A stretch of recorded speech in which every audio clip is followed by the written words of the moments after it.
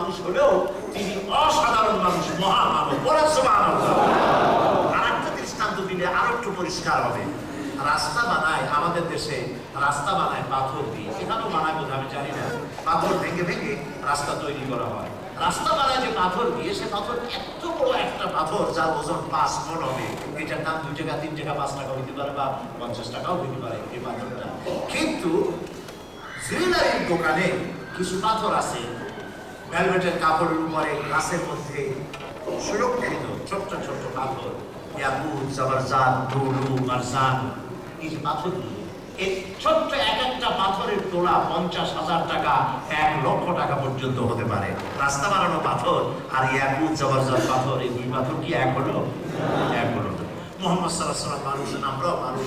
Gulf of difference, আকাশ আর জমিনের চাইতেও দূরত্ব বুঝাবার যদি কোনো ব্যবস্থা থাকতো তাহলে তাই বলতে হতো। তবে তিনি যে মানুষ, এটা কোনো সন্দেহ নাই। কথাটা ক্লিয়ার হয়েছে কি? তিনি মানুষ।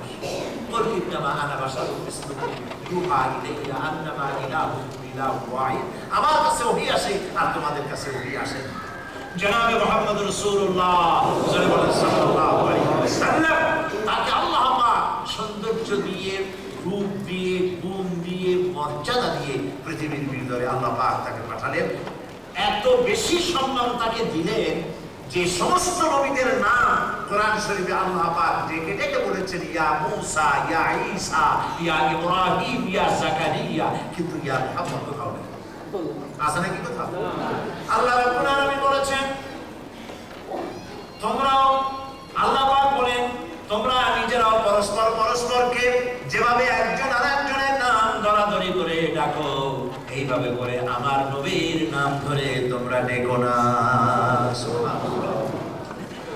নবী করিম সাল্লাল্লাহু আলাইহি ওয়াসাল্লাম মসজিদে নববীর ভিতরে বসে আছেন। সাহাবায়ে কেরাম কথা বলতে গিয়ে একটু জোরে কথা বলেছেন, যে আওয়াজ নবীর আওয়াজের চাইতে বড় হয়ে গেছে, এতটুকু আল্লাহ পাক বরদাস্ত করেন নাই। সুবহানাল্লাহ। নবীর আওয়াজের চাইতে তোমাদের আওয়াজ যেন বড় না হয়ে যায়। ওহী নাযিল হয়ে গেল সাথে সাথে। হযরত জিবরাইল আলাইহিস সালাম ওহী নাযিল করলেন, ওহী নিয়ে এলেন। ইয়া আইয়ুহাল্লাযীনা আমানু লা তারফাউ আসওয়াতাকুম ফাওকা সাওতিন নবী। ও বিশ্বাসীরা, ও ঈমানদারেরা শোনো, তোমাদের গলার আওয়াজ যেন আমার নবীর আওয়াজের চাইতে বেশি না হয়ে যায়। আমার নবীর আওয়াজের চাইতে তোমাদের গলার আওয়াজ যদি বেশি হয়ে যায়, আনতাহাবাতা আমালুকুম, তোমাদের জিন্দেগীর সমস্ত ভালো ভালো আমলগুলি আমি আল্লাহ বরবাদ করে দেব। এত সম্মান, এত মর্যাদা দিয়ে নবীজিকে পৃথিবীতে পাঠানো হলো, আর তাকে কোরআন দান করা হলো। কোরআনের দাওয়াত নিয়ে নবীজি এই দাওয়াত মানুষের দুয়ারে দুয়ারে পৌঁছাবার ব্যবস্থা করার জন্য তখন কোনো মাইক ছিল না, পত্রিকা ছিল না, রেডিও ছিল না। তিনি কোরআন শরীফ তেলাওয়াত করতেন, আর কাফির বেঈমানেরা চতুর্দিক থেকে এসে কোরআন শুনতো। কোরআনে কারীমের তেলাওয়াত শুনে তাদের মন বিগলিত হয়ে যেত। যারা এই কোরআনের কাছে আসে, কোরআন শুনে দ্বীনের প্রতি আকৃষ্ট হয়ে যায়। সুবহানাল্লাহ।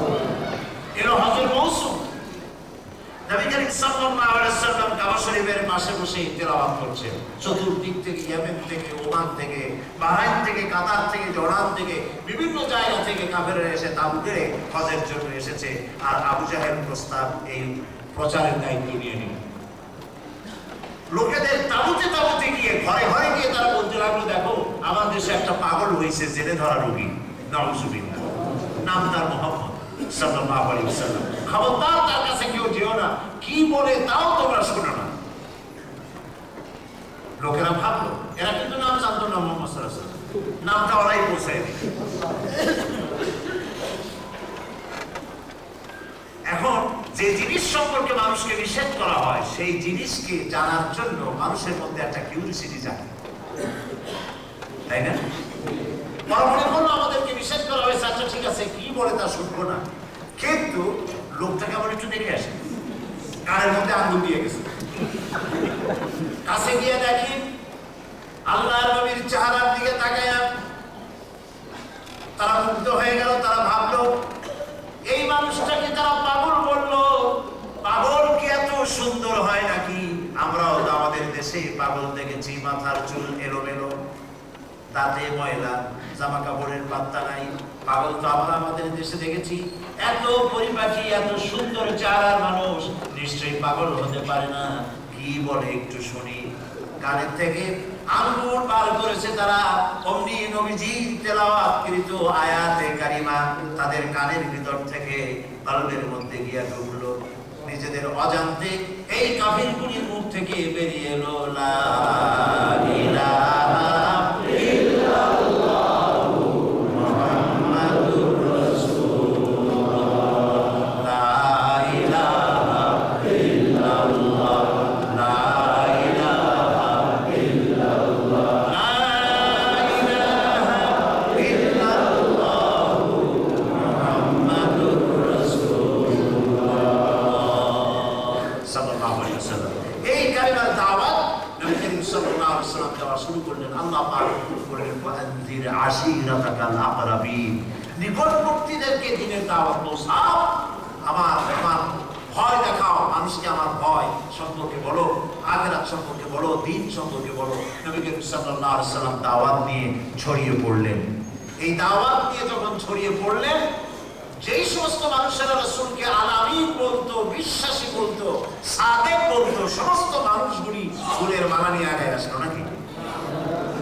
হাদিয়াতেও মানিয়ে আগে আসে, ভালো খাবার নিয়ে আগে আসে না, তারা তা নিয়ে আগে আসে নাই। তারা বুঝতে পেরেছে লা ইলাহা ইল্লাল্লাহর অর্থ কি। এটা আমরা বুঝি না, কিন্তু ওরা বুঝেছে। সেই সময়ের কাফিররা বুঝেছে লা ইলাহা ইল্লাল্লাহর অর্থ।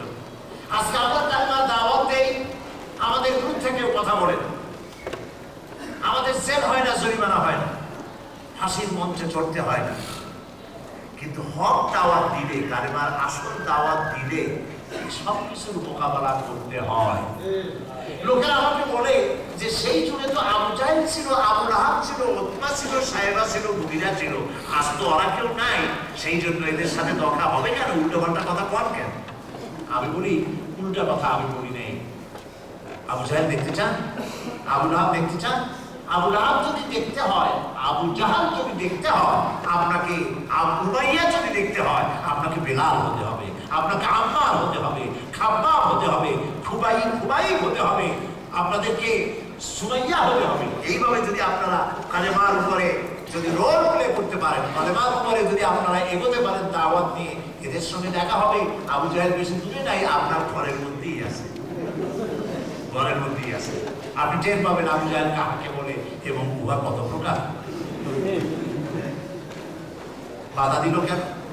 কারণ হচ্ছে তারা বুঝতে পেরেছে লা ইলাহা ইল্লাল্লাহর অর্থ কি। আমরা তো বুঝি না, আমরা বরং লা ইলাহা ইল্লাল্লাহ, লা ইলাহা ইল্লাল্লাহ এত জোরে ইল্লাল্লাহ বলে তাতে পলক থাকলেও পরে গেল বলে। এটা তো শুধু জিকিরের জন্য আসে নাই।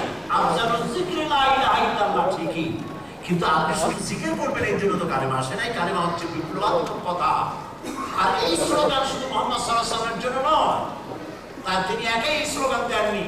আরেকটি কথা মনে রাখুন, পৃথিবীতে অনেকে, আমার দেশে বহু লোকে এই কথা লেখে বইতে, মুহাম্মদ সাল্লাল্লাহু আলাইহি ওয়াসাল্লাম ইসলাম ধর্মের প্রবর্তক। আপনারা এরকম পড়ছেন কিনা? এটি একটি মিথ্যে কথা। মুহাম্মদ সাল্লাল্লাহু আলাইহি ওয়াসাল্লাম আল্লাহ ইসলামের যদি প্রবর্তক হন, তাহলে অন্যান্য পয়গম্বররা তারা কাজটা করছেন কি? প্রবর্তক মানে কি? ইসলামের প্রবর্তক হচ্ছেন আল্লাহ রাব্বুল আলামিন। ইসলামের প্রবর্তক কে? আল্লাহ রাব্বুল আলামিন। সমস্ত নবীরা হচ্ছেন প্রচার, মুহাম্মদ সাল্লাল্লাহু আলাইহি ওয়াসাল্লাম হচ্ছেন সর্বশেষ এবং সর্বশ্রেষ্ঠ প্রচার। কালেমারে দাওয়াত দুনিয়ায় শুধু মুহাম্মদ সাল্লাল্লাহু আলাইহি ওয়াসাল্লাম দেননি। আদম আলাইহিস সালাম থেকে শুরু করে মুহাম্মদ সাল্লাল্লাহু আলাইহি ওয়াসাল্লাম পর্যন্ত সমস্ত নবীদের স্লোগান একটা। কয়টা স্লোগান?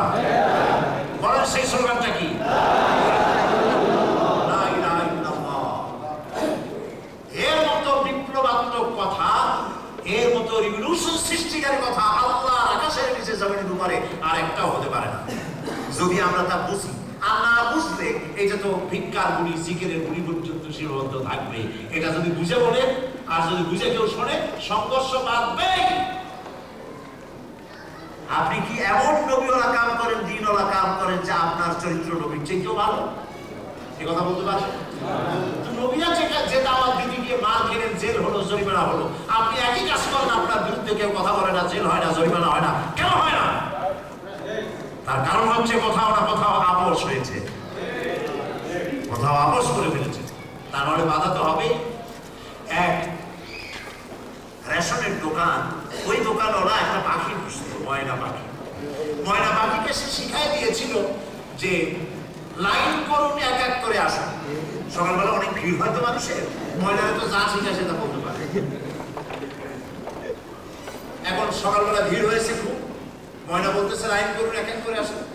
একদিন সুযোগ পেয়ে ময়না পাখি ওর খাঁচার দরজা খোলা পেয়ে ফুট করে উড়ে গিয়ে গাছের মন্ডারে বসেছে।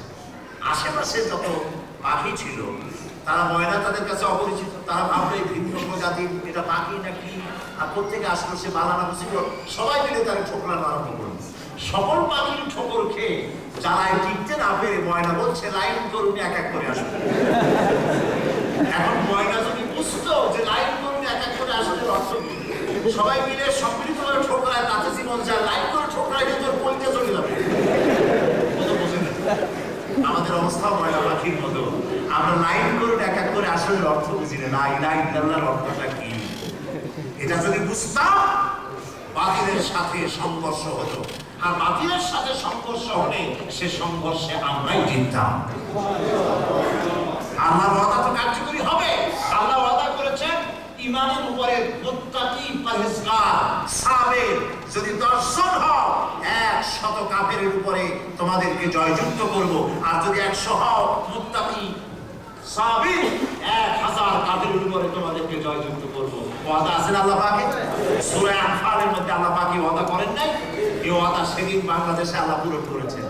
বাংলাদেশের আমাদের গৌরব, বাংলাদেশের বিডিআরের সদস্যরা মাত্র 10 জন সদস্য ভারতের মুশরিক কাফের 400 সৈন্যের সাথে লড়াই করে 10 জন বিডিআরের জওয়ানেরা ভারতের কাফের 16টা সৈন্যের জাহান্নামে টিকিট করে বাড়াই দিয়েছে।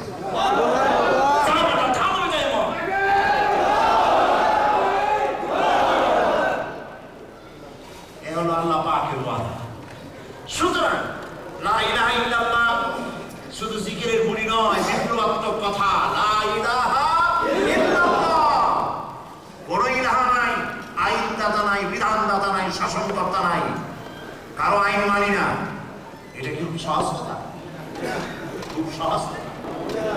বাংলাদেশের বঙ্গভবনের সামনে, প্রাইম মিনিস্টার সেক্রেটারিয়েটের সামনে আপনি কি এইসব কথা বলে দেখেন, কারো আইন মানি না, বিধান মানি না। আপনারা যত্ন করে নিয়ে মেহমানখানায় ফিরে দেবেন। মেহমানখানা বুঝেন তো, জায়গা মতো রেখে দেবেন। কারণ কি? কারো আইন মানি না, কারো বিধান মানি না, আপনার মেহমানখানা নেবে কেন? তার মানে হচ্ছে আপনি কি বলতেছেন, আপনি বুঝতেছেন, ওরাও বুঝছেন। আর লা ইলাহা ইল্লাল্লাহ জিকির করবেন, আপনারা নিয়ে ভাত খাওয়াবে, পোলাও খাওয়াবে, কোরমা দিবে, পকেটে পয়সা করে দিয়ে বিদায় করবে, হুজুর আমার জন্য দোয়া করেন।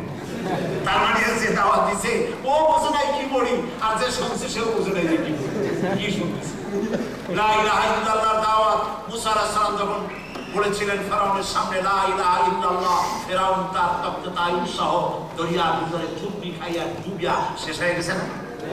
ইব্রাহিম আলাইহিস সালাম যখন লা ইলাহা ইল্লাল্লাহ বলেছেন, তখন ইল্লাল্লাহর আঘাতে নমরুদ জুতা পেটা হয়ে দুনিয়া থেকে বিদায় হয়ে গেছে, যায় নাই? নবী করিম সাল্লাল্লাহু আলাইহি ওয়াসাল্লাম লা ইলাহা ইল্লাল্লাহ যখনই ঘোষণা করেছেন, এই ঘোষণার সামনে কেউ টিকতে পারে নাই। এই কালেমা কত বড় কালেমা! বুখারী শরীফের হাদিস দেখুন, আবু জাহেল আবু লাহাব নেতারা আবু তালেবের কাছে গিয়ে বলেছেন, আবু তালেব মুহাম্মদ সাল্লাল্লাহু আলাইহি ওয়াসাল্লামকে বলো লা ইলাহা ইল্লাল্লাহ দাওয়াতটা যেন না দেয়, এর বিনিময়ে যদি সোনা চায় সোনা দেব, সুন্দরী মেয়ে চাই সুন্দরী মেয়ে দেব, টাকা চাই টাকা দেব, নেতৃত্ব চাই নেতৃত্ব দেব, তবুও যেন লা ইলাহা ইল্লাল্লাহ দাওয়াত যেন না দেয়। আবু তালেব রাসূল কারীম সাল্লাল্লাহু আলাইহি ওয়াসাল্লামের কাছে যখন এই প্রস্তাব রাখলেন, নবীজি বললেন, শোনো চাচা, ওদেরকে বলে দিও যেটা দেওয়া সম্ভব সেটা তো দূরের কথা, যেটা দিতে পারবে না সেটাও যদি তারা দিতে পারে, যেমন আকাশের ওই সূর্যটা ধরে এনে যদি ওরা আমার ডান হাতে তুলে দেয়, আকাশের পূর্ণিমার চাঁদটা ধরে এনে যদি ওরা আমার বাম হাতে তুলে দেয়, এর বিনিময়ে আমি মুহাম্মদুর রাসূলুল্লাহ সাল্লাল্লাহু আলাইহি ওয়াসাল্লাম এক মুহূর্তের জন্য তাওহীদের দাওয়াত বন্ধ করে দেব না। কালেমা হচ্ছে সেই বিপ্লবী কথা। এই বিপ্লবী কথার ফলে কি অ্যাকশন হলো? নবী দিলেন কি? যুবকদের কি দিলেন? নারীদেরকে কি দিলেন? শ্রমিকদেরকে কি দিলেন? বিশ্ববাসীকে কে দিলেন? ধীরে ধীরে আগামীকাল এবং পরের দিন আমি সে কথা আপনাদের সামনে পেশ করব ইনশাআল্লাহ। বলি ইনশাআল্লাহ। আজকে আমাকে বলা হয়েছে 10:30 পর্যন্ত, কারণ আরো কিছু কাজ এখানে আছে। আগামীকাল 11টা পর্যন্ত বলা যাবে ইনশাআল্লাহ, নাকি? আগামীকাল 11টা পর্যন্ত বলবো। আজকে বাইরে কোথাও চাদর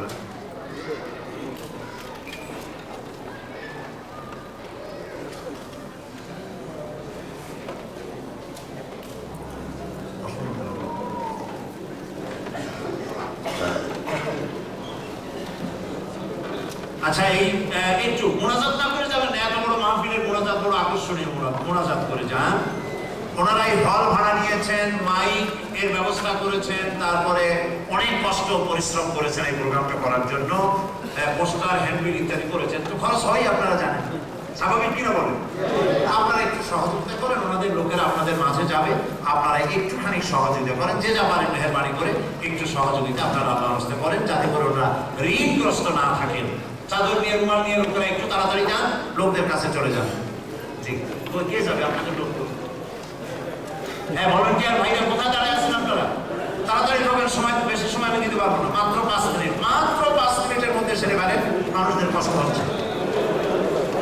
হাতে হাতে নিয়ে নেন, কেউ দাঁড়ায় দাঁড়ায় হাতে হাতে নিয়ে নেন, যে যাবারে নিয়ে নেন। একটা বাচ্চা পাওয়া যাচ্ছে না, কেউ পাইলে পরে তার মায়ের কাছে বসে 9 বছরের একটা বাচ্চা পাওয়া যাচ্ছে না, যিনি পেয়েছেন তিনি মঞ্চে দিয়ে দেন, মঞ্চে থেকে তার মায়ের কাছে পৌঁছানো।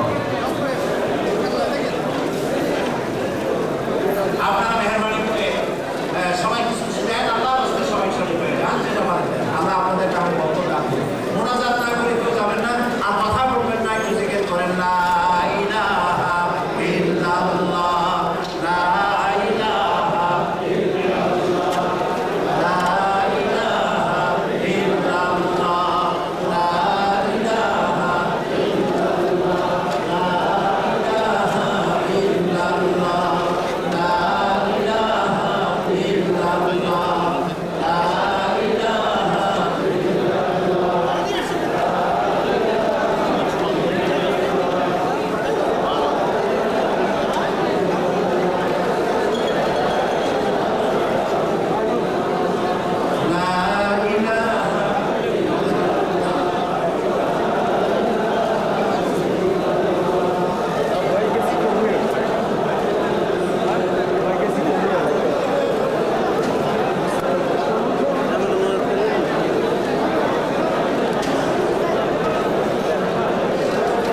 মোনাজাতের পরে এশার নামাজ হবে মদিনা মসজিদে। যতক্ষণ ঘরে আপনারা সেখানে নামাজ পড়বেন, এবং আগামীকাল আগের ভাগে না আসলে আপনারা সিট পাবেন না, জায়গা থেকে একটু আগের ভাগে আসবেন। এবং ইনশাআল্লাহ আমি আগামীকাল 11 পর্যন্ত পড়বো বিবেশিয়াতিল্লাহি তাআলা।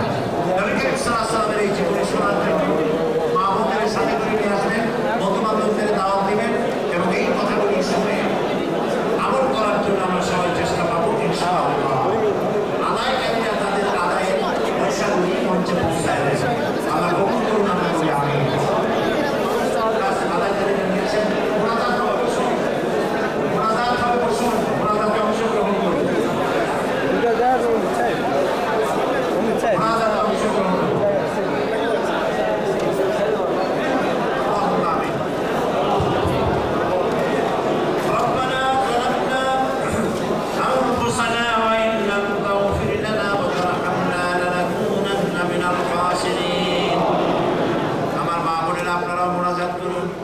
ربنا لا تزغ قلوبنا بعد إذ هديتنا وهب لنا من لدنك رحمة إنك أنت الوهاب। আয় আল্লাহ তাআলা, হাজার হাজার মুসলমান নরনারী বাংলাদেশ থেকে হাজার হাজার মাইল দূরে আমেরিকার এই নিউ ইয়র্ক সিটিতে আমরা ঘন্টার পর ঘন্টা তোমার হাবিবের কথা বলে আলোচনা করে হাত ধরেছি। মেহেরবানি করে আলোচনার সওয়াব জনাবে মুহাম্মদ রাসূলুল্লাহ সাল্লাল্লাহু আলাইহি ওয়াসাল্লামের রূহ মুবারক পৌঁছায় দাও। तमाम পৃথিবীর মাটির নিচে যত মুমিন মুমিনাত শুয়ে আছেন তাদের আরওয়ার করে সওয়াব পৌঁছায় দাও রব্বুল আলামিন। আয় আল্লাহ তাআলা, সারা জীবন আমরা অন্যায় করেছি, আমাদের জীবনের গুনাহ খাতা মাফ করে দাও। পৃথিবীতে মুসলমানের মুসিবতে আছে আল্লাহ পাক সমস্ত বিপদগ্রস্ত মুসলমানদেরকে তুমি রক্ষা করো রব্বুল আলামিন এই আমেরিকার বুকে আমাদের দেশের যত মুসলমান এখানে বসবাস করে আর পৃথিবীর যত জায়গার মুসলমান এখানে বসবাস করে সকলকে ইমানের সাথে সুস্থতার সাথে বসবাসের তৌফিক দান করে দাও রব্বুল আলামিন তোমার হাবিবের মহব্বত আমাদের দিলের মধ্যে পয়দা করে দাও আল্লাহুম্মা হাবিব ইলাইনাল ঈমান ওয়া যায়্যিনহু ফি কুলুবিনা ওয়া কাররিহ ইলাইনাল কুফরা ওয়াল ফুসুকা ওয়াল ইসয়ান ওয়াজআলনা মিনার রাশিদিন রব্বুল আলামিন আন্তর্জাতিক সিরাতুন নবী কনফারেন্স কমিটি 3 দিনব্যাপী মাহফিলের আয়োজন করেছে আল্লাহ দয়া করে বাকি 2 দিনও তোমার কুদরতি কায়দায় মাহফিলকে তুমি চালায় নিও আল্লাহ রব্বুল আলামিন এই মাহফিলের জন্য যারা শুনতে এসেছেন যারা পয়সা দিলেন এবং দিবেন আর যারা পরামর্শ দিয়েছেন সহযোগিতা করেছেন আল্লাহ পাক দয়া করে সবাইকে তোমার হাবিবের রওজায় গিয়ে সালাম দেওয়ার তৌফিক দিও তোমার বাইতুল্লাহ শরীফ চোখে দেখার তৌফিক দান করে দিও কিয়ামতের দিন যেদিন পায়ের নিচে হবে তামার মতো মাটি আর মাথার উপরে প্রকাণ্ড সূর্যের কিরণ হবে সূর্যের তাপে গুনাহগারের মাথার চাঁদি ফেটে গিয়া মগজ গুড়ে গুড়ি নাক কান দিয়ে বেয়ে পড়তে লাগবে জিহ্বাটা কুকুরের মতো ঝুলে নাভিস্থল পর্যন্ত পড়ে যাবে ময়দানে সারা পড়বে পানি পানি পড়ে আল্লাহ ওই দিনে হাত তোমার হাবিবের হাতের কাউসারের পেয়ালা আমাদের নসিব করে দিও রব্বুল আলামিন এই মাহফিলে যার যে অসুখ বিসুখ আছে আল্লাহ মাফ করে দিও আল্লাহ সকলের ঋণ পরিশোধ করার তৌফিক দান করো রব্বুল আলামিন তোমার হাবিবের সুন্নাত অনুযায়ী আমাদের জীবন গঠনের তৌফিক দান করে দিও রব্বানা তাকাব্বাল মিন্না ইন্নাকা আনতাস সামিউল আলিম ওয়া তুব আলাইনা ইন্নাকা আনতাত তাওয়াবুর রহিম সুবহান রাব্বিকা রাব্বিল ইজ্জাতি আম্মা ইয়াসিফুন ওয়া সালামুন আলাল মুরসালিন والحمد لله رب العالمين واجعل آخر كلمتنا عند الموت لا إله إلا الله محمد رسول الله السلام عليكم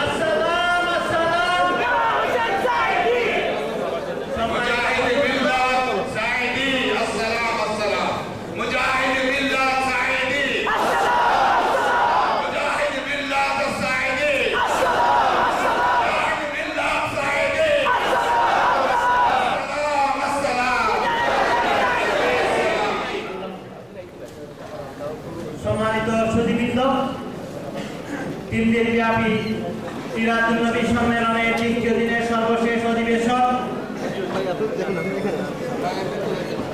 মুক্তির মহাসড়ক একমাত্র জীবন ব্যবস্থা পবিত্র কালামে পাক তিলাওয়াতের মাধ্যমে শুরু হবে আমি অনুরোধ করছি মৌলানা হাফিজ বিসমিল্লাহ সাহেবকে সংক্ষেপে পবিত্র কালামে পাক থেকে তিলাওয়াত করার জন্য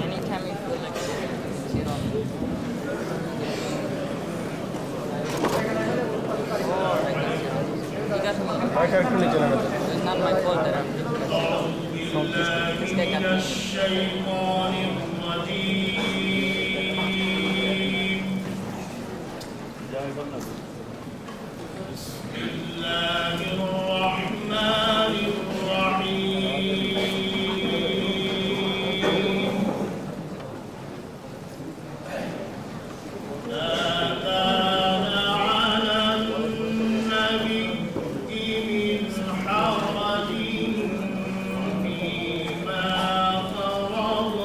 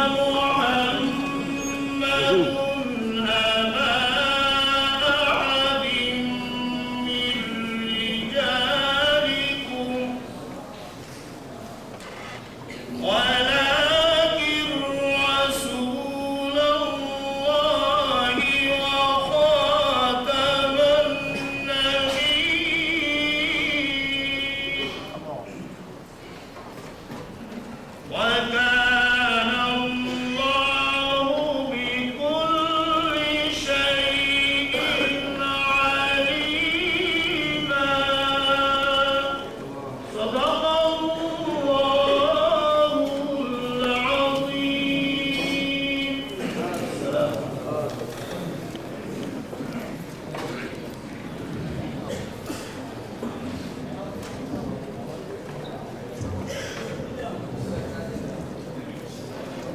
সম্মানিত সুধীবৃন্দ, 3 দিন ব্যাপী সিরাতুন নবী সম্মেলনের প্রধান অতিথি আন্তর্জাতিক খ্যাতি সম্পন্ন মুফাসসিরে কুরআন, বাংলাদেশ জামায়াত ইসলামী সংসদের দলীয় সভাপতি, বাংলাদেশের অন্যতম পার্লামেন্টারিয়ান, বাংলাদেশ সংসদ তথা 13 কোটি মুসলমানের সংসদ, যেখানে তাগুত শক্তি এবং শিরক প্রতিষ্ঠিত ছিল, যার বলিষ্ঠ আওয়াজে বলিষ্ঠ নেতৃত্বে সংসদ থেকে শিরক বিদায় হতে চলেছে। আজকের প্রধান অতিথি আল্লামা দেলোয়ার হোসেন সাইদি সাহেব আপনাদের সামনে হযরত মুহাম্মদ সাল্লাল্লাহু আলাইহি সাল্লামের জীবনের উপর থেকে এখন আলোচনা পেশ করবেন। আমি আপনাদেরকে ধৈর্য সহকারে জ্ঞান গর্ভ আলোচনা শোনার জন্য অনুরোধ করছি।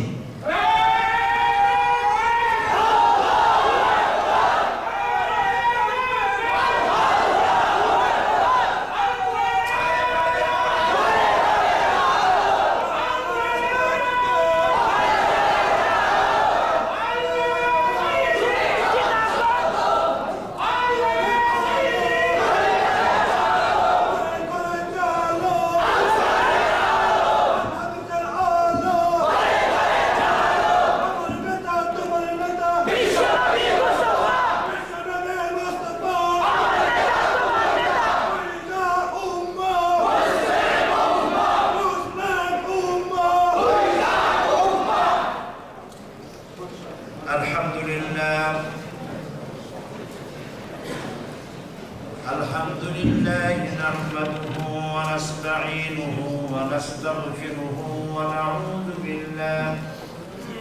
ونعوذ بالله من شرور أنفسنا ومن سيئات أعمالنا.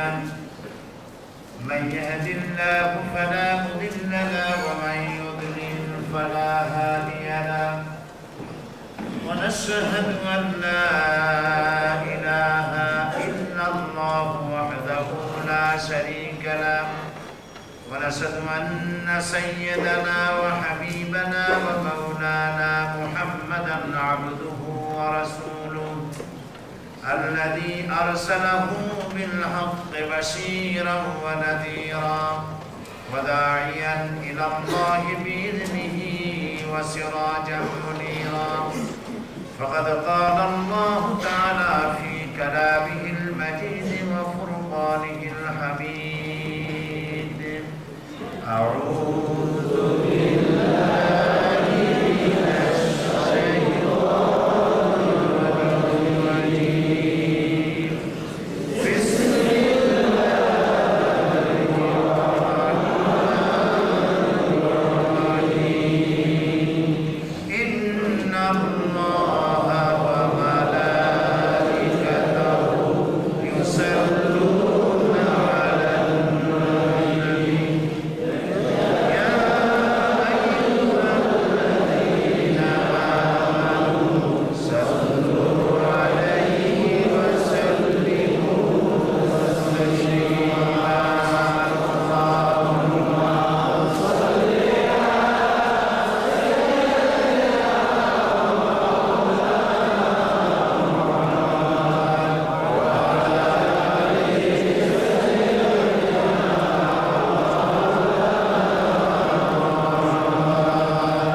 মোহাম্মদের সাথে প্রাণ খুলে সালাম পেশ করুন। আল্লাহুম্মা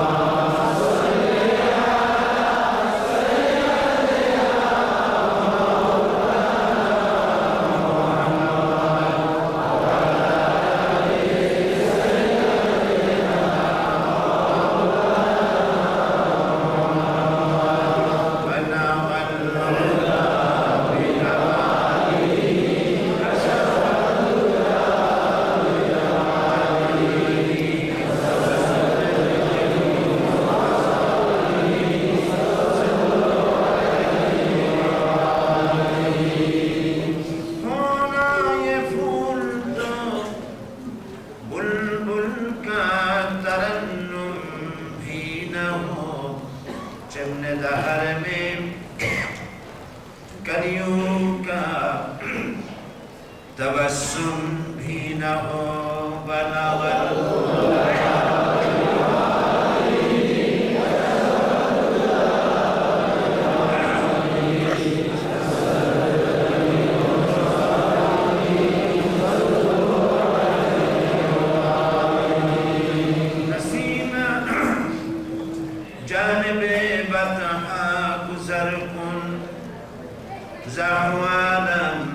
محمد را خبر کن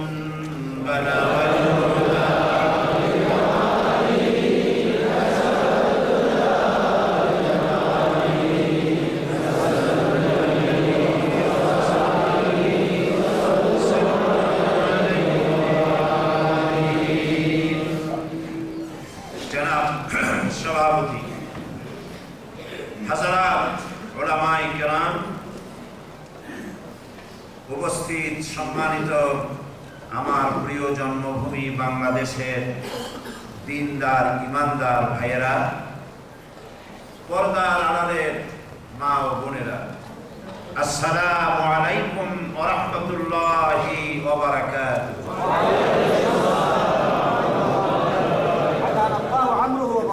একটু জিকির করেন সুবহানাল্লাহ আলহামদুলিল্লাহ লা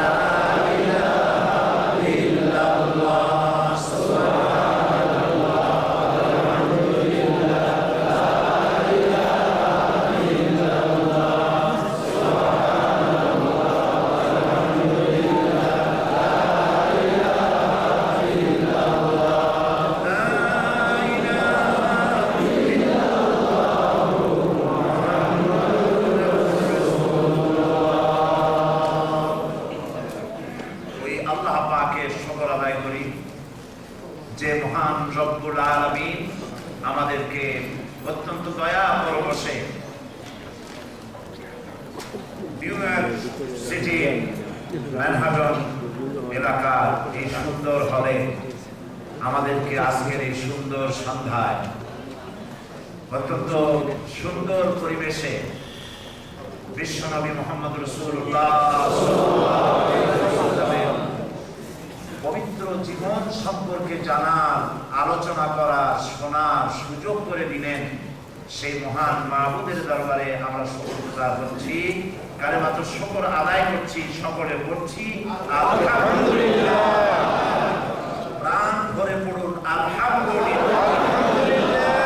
রব্বানা লাকাল হামদ হামদান কাসীরান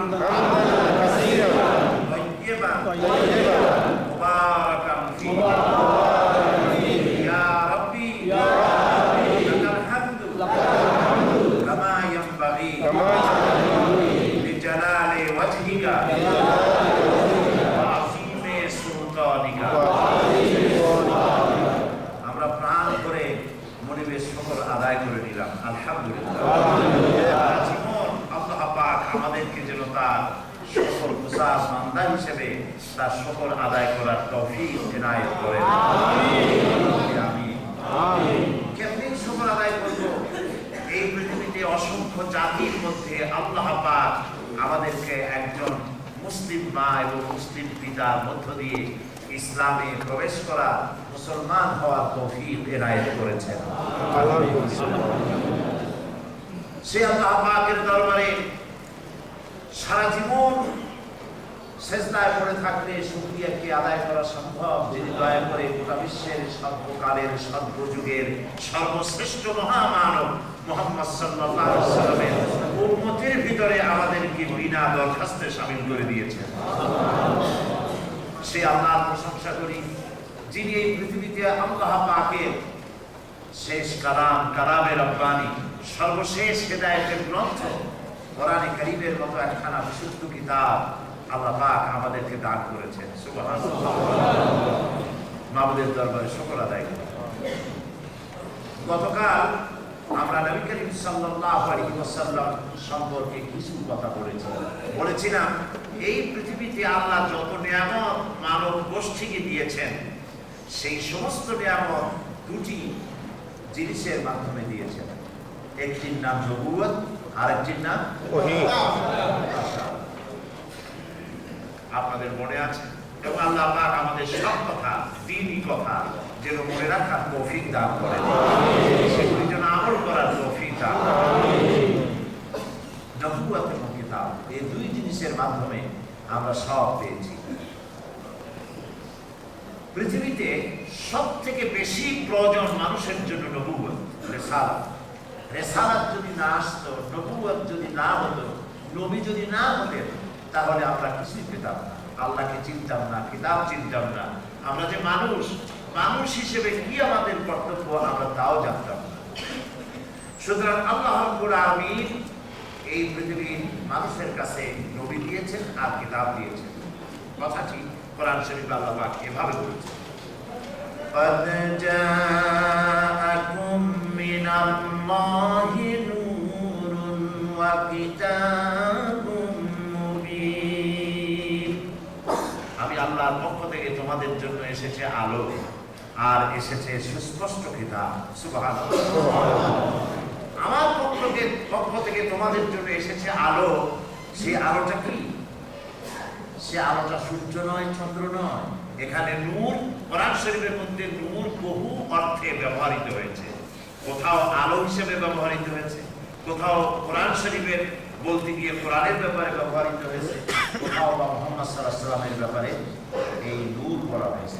এই আয়াতের ভিতরে কাদ জাআকুম মিনাল্লাহি নূরুন, অবশ্যই আল্লাহর পক্ষ থেকে তোমাদের জন্য এসেছে আলো। এই আলো হচ্ছে মুহাম্মদ রাসূলুল্লাহ সাল্লাল্লাহু আলাইহি ওয়াসাল্লাম। কিতাবুল মুবিন, আর যে কিতাবের কথা বলা হয়েছে সেই কিতাবের নাম আল কোরআন আর মুহাম্মদ সাল্লাল্লাহু আলাইহি ওয়াসাল্লাম। এর মধ্যে ডিফারেন্সটা কি? হযরত আয়েশা রাদিয়াল্লাহু তাআলা আনহার খেদমতে কয়েকজন সাহাবী এসে প্রশ্ন করেছিলেন, মা উম্মুল মুমিনিন, নবী করিম সাল্লাল্লাহু আলাইহি ওয়াসাল্লামের চরিত্র কেমন, আখলাক কেমন, আমাদেরকে একটু শোনান। হযরত আয়েশা বলেছেন, ও সাহাবীরা, তোমরা কি কোরআন পড়ো নাই? কোরআন কি বোঝো না? তারা বললেন, কোরআন পড়েছি, কোরআন বুঝি। হযরত আয়েশা বলেন, সাহাবীরা, কোরআন যদি বুঝে থাকো, কোরআন যদি পড়তে পারো আর বুঝতে পেরে থাকো, মুহাম্মদ সাল্লাল্লাহু আলাইহি ওয়াসাল্লামের চরিত্র জানার জন্য কেন এসেছো আমার কাছে? কোরআন শরীফের ভিতরে যেটা তোমরা পড়েছো তার বাস্তব নমুনা যদি দেখতে চাও, আল্লাহর নবীকে দেখে না। মুহাম্মদ সাল্লাল্লাহু আলাইহি ওয়াসাল্লাম হচ্ছেন 30 পারা কোরআনের মুজাসসাম নমুনা। বলি সুবহানাল্লাহ।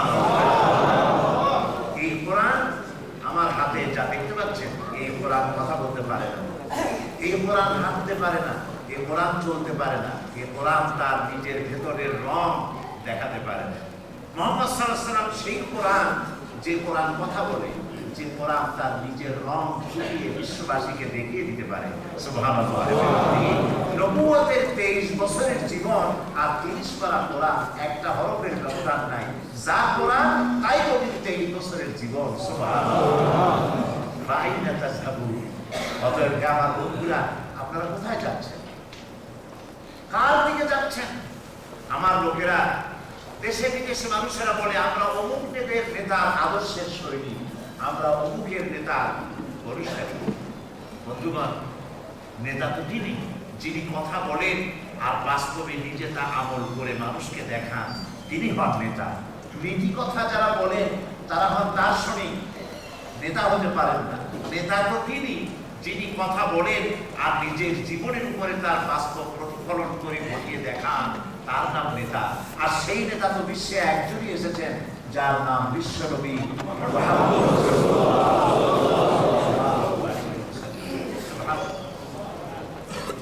এই পৃথিবীতে খুব লক্ষ্য করুন, যেহেতু আমাদের হাতে সময় কম, কে আসলো, কে নামলো, কে গেল দেখার কোনো সময় নেই, যেহেতু সময় কম। এই পৃথিবীতে কোন মানুষকে আপনি বিনা প্রশ্নে, বিনা তর্কে, নির্দ্বিধায় আপনি গ্রহণ করতে পারেন না। কে কেমন কোট পরলো, কে কেমন জামা পরলো, কে কেমনে দাড়ি কাটলো, কে কেমনে চুল রাখলো, এটা আমার দেখার বিষয় না। বিনা প্রশ্নে কারো কথা আমি গ্রহণ করতে পারি না, কারণ আমি মুসলমান। আমার পরিচয় কি? মুসলমান। আপনি গৌরবের সাথে, আনন্দের সাথে জবাব দিন, আমার পরিচয়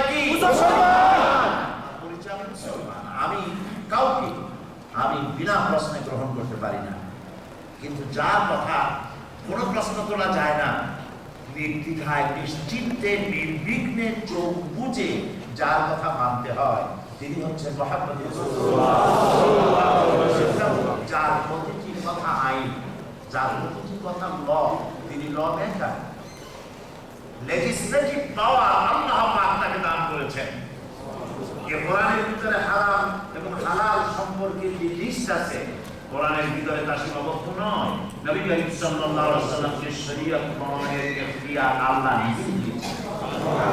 এই জন্য নবী করিম সাল্লাল্লাহু আলাইহি ওয়াসাল্লামের কথা মানা সুন্নাত নয়, নফল নয়, ওয়াজিব নয়, ফরজ। নবীর কথা মানা কি? ফরজ। মা আতাকুমুর রাসূলু ফাখুযুহু ওয়া মা নাহাকুম আনহু ফান্তাহু। আল্লাহ পাক বলছেন, আমার নবী তোমাদের জন্য যা এনেছেন, যা দিয়েছেন গ্রহণ করো, যা নিষেধ করেছেন তার থেকে বিরত থাকো। তার অর্থ হলো আল্লাহর কথা অনুযায়ী রাসূলের কথা মানা উম্মতের জন্য ফরজ। সুবহানাল্লাহ। তিনি বলেন, তিনি একমাত্র আদর্শ। আল্লাহ পাক বলছেন, লাকাদ কানা লাকুম ফি রাসূলিল্লাহি উসওয়াতুন হাসানাহ। গ্রহণযোগ্য মহত্তম আদর্শ তোমাদের জন্য তোমাদের রাসূলের ভেতরেই রয়েছে। রাসূল থেকে তোমরা তোমাদের আদর্শকে গ্রহণ করো।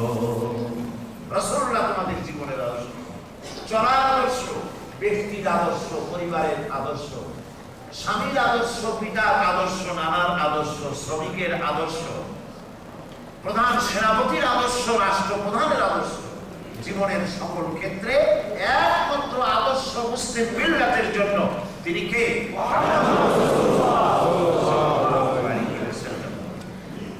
কারণ হচ্ছে তার চরিত্র হলো দ্বীপ্রহরের সূর্যের মতো। আল্লাহ পাক তাকে সাজিয়ে গুছিয়ে তৈরি করেছেন। মানতে হবে কেবলমাত্র তাকেই। রাসূল বলেছেন, আর কোনো প্রশ্ন করা যাবে না কেন বলেছেন।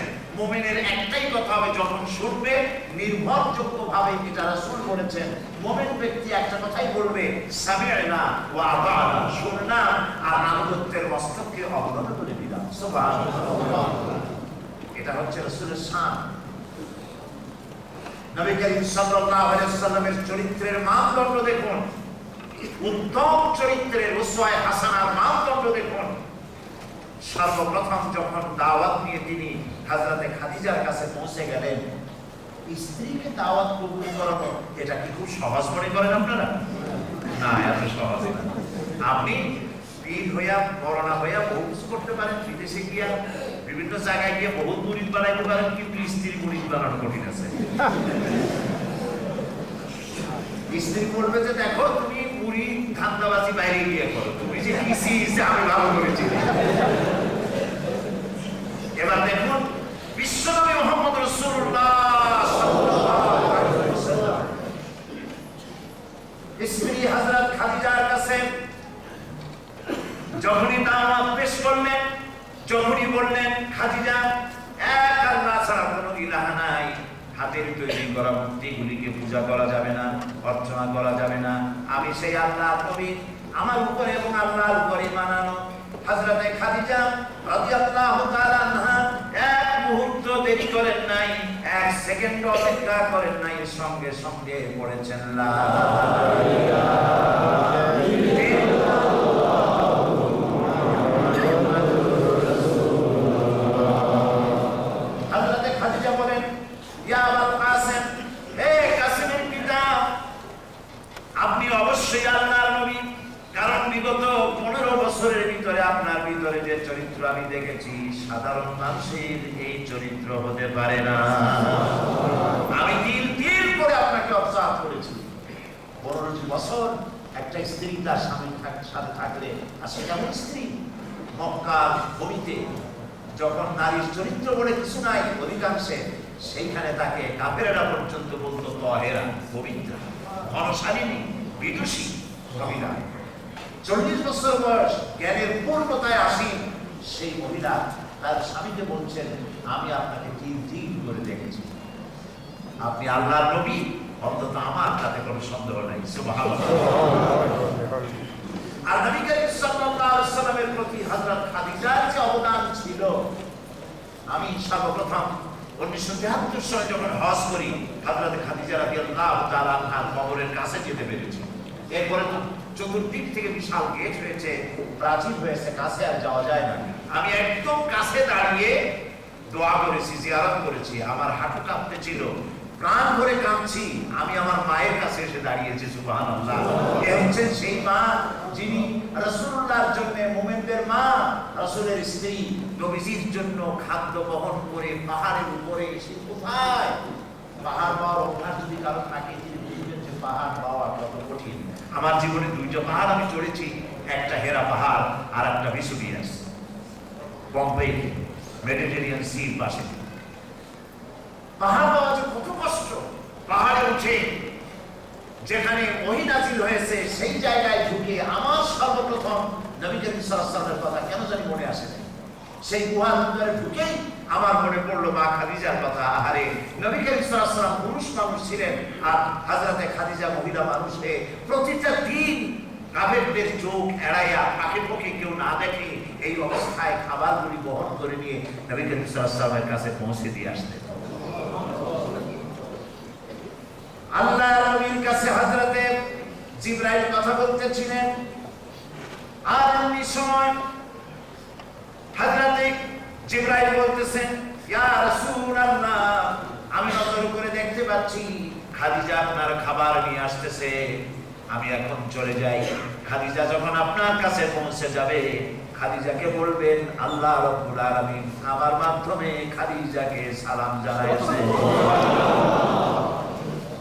সৌভাগ্যবতী নারী, সুবহানাল্লাহ, আল্লাহ সালাম জানিয়েছেন। হযরতে খাদিজা যখন পৌঁছে গেলেন, নবীজি বলছেন, খাদিজা গো, আজ তোমার জন্য দারুণ সুখবর। হযরতে খাদিজা বলেন, ইয়া রাসূলুল্লাহ, আমার জন্য কি সুখবর? নবীজি বলেন, এইমাত্র জিবরাইল চলে গেল। জিবরাইল বলে গেলেন, আল্লাহ রাব্বুল আলামিন তোমাকে সালাম করেছেন। হযরত খাদিজা চোখের পানি ফেলে টুকরে কেঁদে উঠলেন, বললেন, ইয়া রাসূলুল্লাহ, আল্লাহ আমাকে সালাম বলেছেন, আমার জীবন ধন্য হয়ে গেছে। কিন্তু আল্লাহর সালামের জবাব কেমনে দিতে হয় তা তো আমি জানি না। আপনি আমার পক্ষ থেকে আল্লাহর সালামের জবাব পৌঁছে দেবেন। নবীজি বলেছেন, আকাশের নিচে জমিনের উপরে হযরত খাদিজার চাইতে উত্তম মহিলা আর নাই। যতদিন খাদিজা বেঁচে ছিলেন, নবীজি আর অন্য বিবাহ করেন নাই। হাদিস শরীফে এসেছে, হযরত আয়েশা রাদিয়াল্লাহু তাআলা আনহা বলেন, আমি একবার নবীজি আমার কাছে ঘুমাচ্ছিলেন, গভীর রাতে ঘুম ভেঙে গেল। আমি দেখি নবীজি আমার পাশে নাই। নবীজি কোথায় গেলেন? অন্য কোন স্ত্রীর ঘরে ঢুকেছেন নাকি তালাশ করে কোথাও না পেয়ে আমি ঘুরতে ঘুরতে রিয়াতুল জান্নাহ এসে দেখি নবীজি গভীর রাতে একাকী মুনাজাত করছেন। আমি পিছনে বসে মুনাজাত করলাম। শুনতে পেলাম নবীজি মুনাজাতের ভেতরে আস্তে আস্তে করে তিনি বলতেছেন, রব্বুল আলামিন, কিয়ামতের ময়দানে যেই দিন স্বামী তার স্ত্রীকে হারায় ফেলবে, মা তার সন্তানকে ভুলে যাবে, সন্তান তার মাকে চিনবে না, পিতা তার সন্তানকে ভুলে যাবে, সন্তান তার পিতাকে ভুলবে, স্ত্রী তার স্বামীকে হারায় ফেলবে, সেই কঠিন হাসরের ময়দানে আমি যেন আমার খাদিজারে হারায় না যাই। মুনাজাত শেষে হযরতে খাদিজা বলেন, মুনাজাত শেষে হযরত আয়েশা বলেন, ইয়া রাসূলুল্লাহ, ওই বুড়ি মেয়ে লোকটির কথা আজও আপনি কেন বলতে পারলেন না? হুজুর বলেন, আয়েশা রে, খাদিজা সম্পর্কে এরকম কথা তুমি আর কখনো বলবে না, কারণ তুমি জানো না তোমরা সবাই আমার সুদীর স্ত্রী, আর খাদিজা আমার এমন সময়ের স্ত্রী যখন তামাম মক্কা নগরীতে মুহাম্মদের পা রাখার জায়গা ছিল না। হযরত আয়েশা অনুশোচনা করলেন, ক্ষমা চাইলেন, আর বললেন, ইয়া রাসূলুল্লাহ, আমি আর কখনো এমন কথা বলবো না, আপনি দয়া করে হযরত খাদিজা সম্পর্কে আমারে কিছু শোনান। নবীজি বলেন, আয়েশা গো, আমি দিনের বেলায় কাজ করতাম, রাতের বেলায় কাজ করতাম, দিনের দাওয়াত দিতাম, গভীর রাত্রে ক্ষুধার্ত অবস্থায় দরজার কাছে এসে ডাক দিতাম, খাদিজা, একটা ডাকে দরজা খুলে যেত, লাব্বাইক ওয়া সাদাই। আমি বলেছি খাদিজা গো, যত রাত্রে আসলাম কোনদিন দুইটা ডাক দেওয়া লাগলো না, এক ডাকে তুমি সাড়া দাও। তুমি কি ঘুমাও না?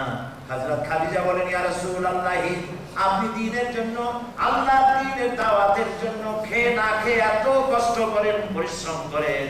আমি মনে মনে ভাবি, আমি যদি ঘুমায় যাই আর নবী যদি দরজার কাছে এসে খাদিজা খাদিজা বলে ডাকাডাকি করে, আমার উঠতে যদি দেরি হয়ে যায়, আল্লাহ নবীর সঙ্গে বেয়াদবি হয়ে যাবে।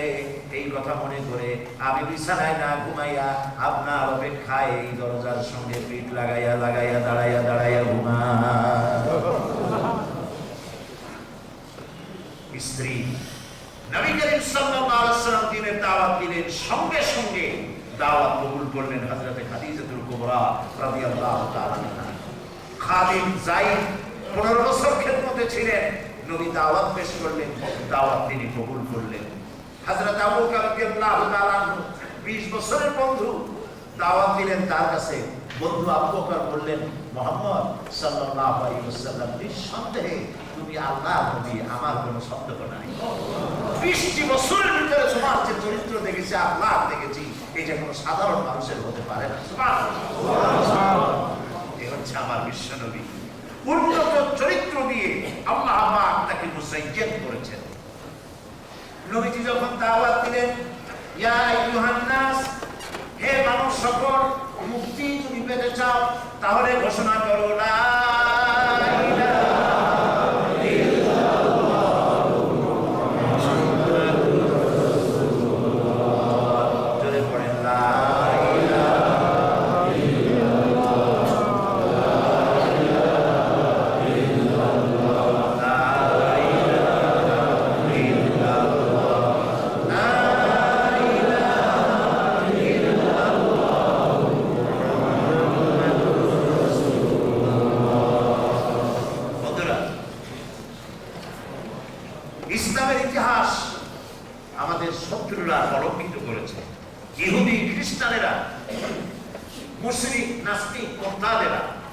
ইসলামের ইতিহাস লিখতে গিয়ে লিখেছে, এ জাতির ইতিহাস থেকে রক্তের গন্ধ আসে।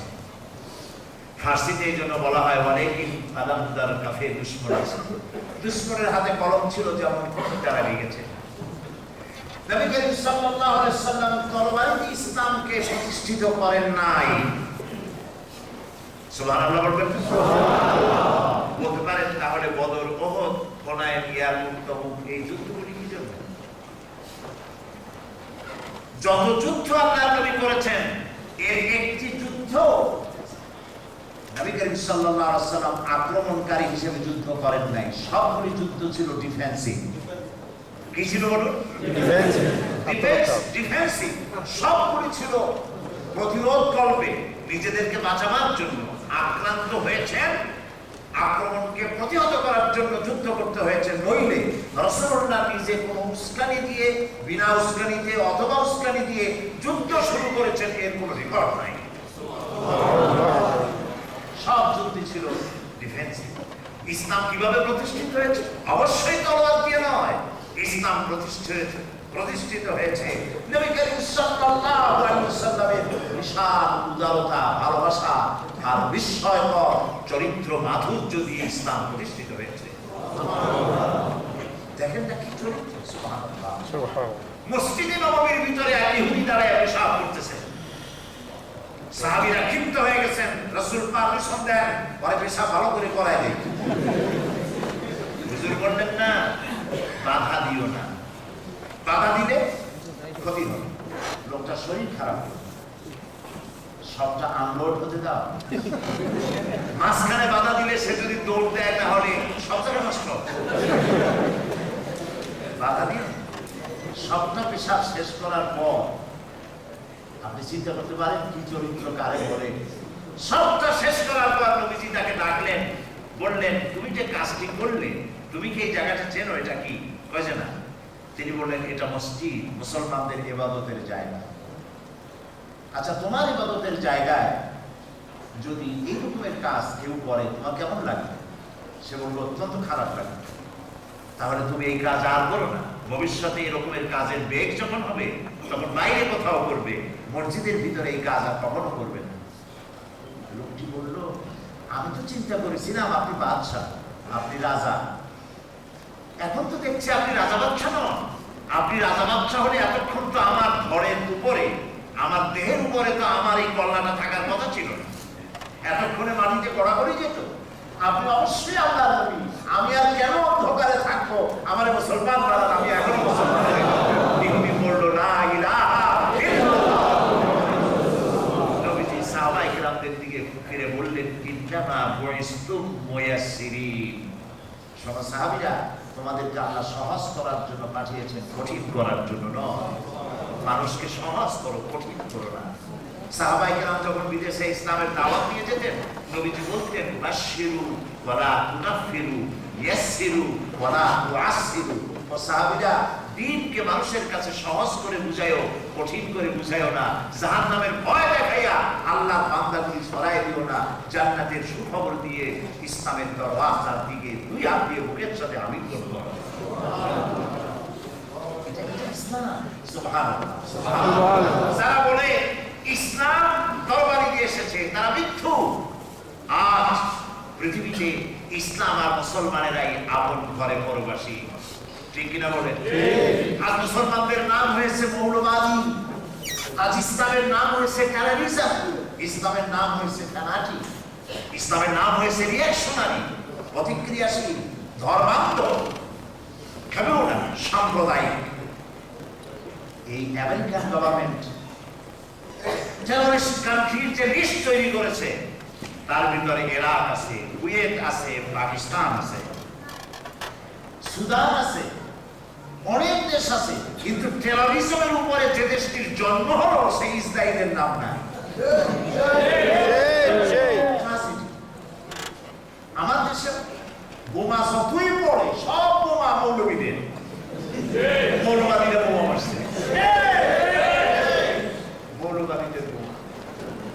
৭৬ কেজি ওজনের বোমা। এরশাদ সাহেব বলেছেন, ৭৬ কেজি ওজনের বোমাটার মধ্যে পেঁয়াজ না আঠা, দেখতে